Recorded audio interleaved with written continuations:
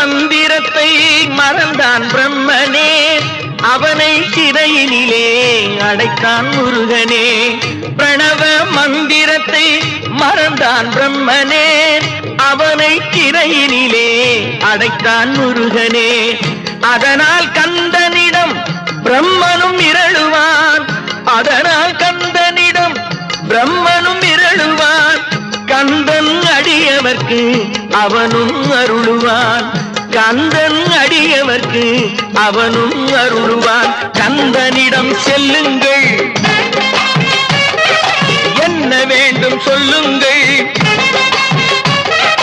கந்தனிடம் செல்லுங்கள், என்ன வேண்டும் சொல்லுங்கள்.